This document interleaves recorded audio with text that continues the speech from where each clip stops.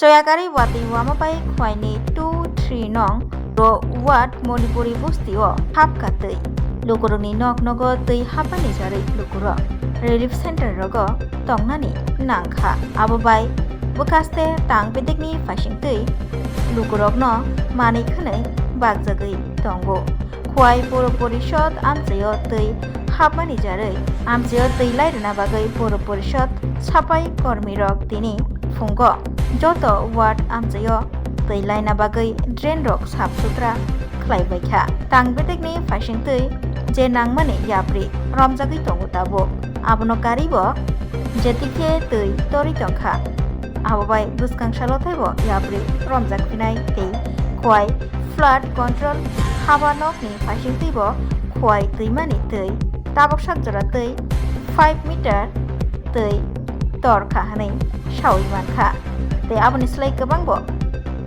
tei toroi mano choyakari watei waimang tongkhake পৌর পরিষদের ৩ নং ওয়ার্ডে কলোনি এলাকায় প্রচুর জল মানুষের বাড়িঘর জলে ঘরের ভিতরে জল ঢুকছে এবং তারা রান্নাবান্না করতে পারতেছে না তাদের ঘরের ভিতরেও জল সেই কারণে আমরা রাত্রেও খবর নিয়েছিলাম রাত্রে অল্প অল্প জল আসছিল সকালবেলা জলের গতিটা বাইরে গেছে গা তার কারণে আমরা সবাইরে এই এলাকার যারা জলমগ্ন হয়েছে এই ফ্যামিলিগুলিরে আমরা হরকুমার অঙ্গনারী সেন্টারে থাকার জন্য ব্যবস্থা করছি। কয় পরিবার এখানে মোটামুটি এখন পর্যন্ত 27 পরিবার আইছে। আরো কি আসার সম্ভাবনা আছে? আসার সম্ভাবনা আছে মনে হইতাছে কারণ অনেকেরই ঘরের ছুঁই ছুঁই জল ঘরের ভিতরে ঢুকছে না যারা এখনো বাড়িতে আছে যদি জলের ব্যাগটা আরো বাড়ে তাহলে আরো বাড়তে পারে পরিবারের সংখ্যা। জল বৃদ্ধি হওয়ার সম্ভাবনা কি আরো আছে?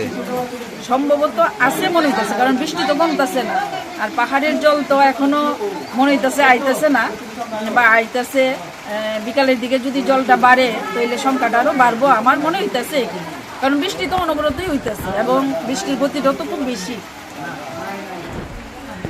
পরিবারের সংখ্যাটা আরো বাড়ে এখানে তো জায়গা হইতো না অল্প জায়গা ছোট জায়গা তো প্রশাসনের কাছে আমাদের দাবি থাকবে যে অন্য জায়গায় যাতে শিফট করা যায় তারও ব্যবস্থা করে রাখার লাগে বা আমরাও ব্যবস্থা মানে যোগাযোগ করতেছি সবার কাছে আমাদের পৌর পরিষদের চেয়ারপারসন উনিও এসেছিলেন উনিও দেখে গেছেন তাছাড়াও বিভিন্ন দপ্তর থেকেও আসছেন তহসিল তারা দেখে গেছেন যদি না ব্যবস্থা হয় তাদেরকে বলবো অন্য জায়গায় তাদেরকে যাতে শিফট করা হয় যদি সংখ্যাটা বাড়ে কি আর যদি না বাড়ে এই থাকে তাহলে এখানে হয়ে যাবে। গতকালকে সন্ধ্যার থেকে প্রায় 2.5 ঘন্টা যেই পরিমাণ বৃষ্টি হয়েছে এটার রেকর্ড গত 10 বছরেও কন্টিনিউয়াস এরকম বৃষ্টি হয়নি। বৃষ্টি না হওয়াতে শহরের নিম্নাঞ্চলে 8 ঘন্টা থেকে 1 ঘন্টার জন্য জল জমেছিল। খোয়াই পৌর পরিষদ সারা বৎসর নিকাশি ব্যবস্থা পরিষ্কার রাখার কাজ করছে তার সুফল এই বৃষ্টির পরে আমরা পেয়েছি। 8 ঘন্টার মধ্যে মূল শহরে কোথায়ও জল নেই। আর এখন অবধি বৃষ্টির যা অবস্থা সকাল থেকে বৃষ্টি হচ্ছে আমরা বেরিয়েছি আমরা নিজেরা যা দেখেছি 2 নম্বর ওয়ার্ডের একটা অঞ্চলে কিছুটা জল আছে তাও লোকাল জল এটা এমনিতেই নিম্নাঞ্চল এই নিম্নাঞ্চলে নিকাশি ব্যবস্থা ভালো আছে নিম্নাঞ্চলে জল চলে যাচ্ছে।